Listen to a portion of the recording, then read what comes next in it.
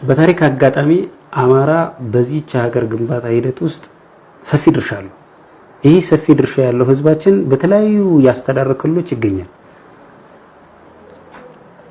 ህገ መንግስቱ ከመጀመሪያውኑ አማራውን አግልሎና ነጥሎ አማራ ጠል ስርዓትን መትከል ዓላማ ያደረገ ስለነበረ በተለያዩ ያስተዳደር ክልሎች የተቀረጹ የክልል ህገ መንግስታት አማራውን አገር አልባ የሚያደርጉ ናቸው።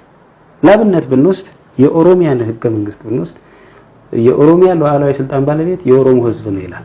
በኦሮሚያ ግን ከ15 ሚሊዮን በላይ አማራ ይገኛል እና ይህን ያህል ቁጥር ያለው ህዝብ ውክልና የለው፣ የፖለቲካ ውክልና የለው። የሉዓላዊ ስልጣን ባለቤት የኦሮሞ ህዝብ ነው ተብሎ በኦሮሚያ ክልል በመደንገጉ ምክንያት ይህ ህዝብ ወይ በጉልበት እንደ ኦሮሞ ተቆጥሯል፣ ማንነት ገፈፋ ተፈጽሞበታል፣ ወይ ደግሞ የፖለቲካ ውክልና የለውም።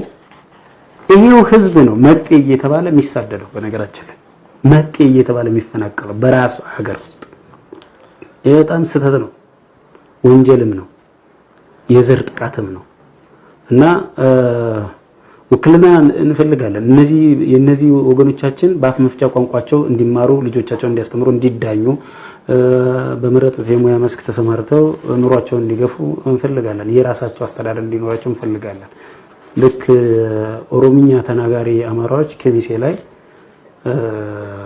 የኦሮሚያ አስተዳደር ዞን እንደተዋቀረላቸው፣ አርጎባዎች የራሳቸው ልዩ ወረዳ እንደተዋቀረላቸው በኦሮሚያ ብቻ ሳይሆን በተለያዩ ያስተዳደር ክልሎች የሚገኙ አማራዎችም ውክልና እንዲኖራቸው እንፈልጋለን።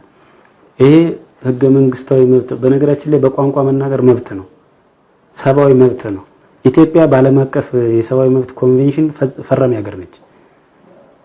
እዚህ ኦሮሚያ ውስጥ ግን ትግራይ ውስጥ ግን በቋንቋቸው መናገር አይችሉም የኛ ወገኖች። ለአብነት ትግራይ ውስጥ ራያ 23 ትምህርት ቤቶች ተዘግተዋል። በአማርኛ በአፍ መፍቻ ቋንቋችን መማር እንፈልጋለን ስላሉ 23 ትምህርት ቤቶች እንዲዘጉ ተደርገዋል። ኦሮሚያ ውስጥ ባልና ሚስት እዚህ ደራ የኛው ደራ ባልና ሚስት ሲጣሉ እንኳን ፍርድ ቤት ሄደው በአማርኛ ይዳኙ ለማስተርጎም በገጽ ከ700-800 ብር እንዲከፍሉ ይደረጋሉ በገጽ። ይሄ ትክክል አይደለም ነው። ምክንያቱም እንኳንና አንድ ኢትዮጵያዊ ዜጋ መብት ባለመብት ሆኖ የማናቸውም ሀገር ዜጋ ቢሆን ተርጓሚ እስከተገኘ ድረስ በአፍ መፍቻ ቋንቋ እንዲዳኝ ማድረግ ሰብአዊ መብት ነው። በአፍ መፍቻ ቋንቋ መማር ኢትዮጵያ እንግዲህ የህፃናት መብት ኮንቬንሽን ፈራሚ እኮ ነች። ግን ህፃናት በአፍ መፍቻ ቋንቋ እንዳይማሩ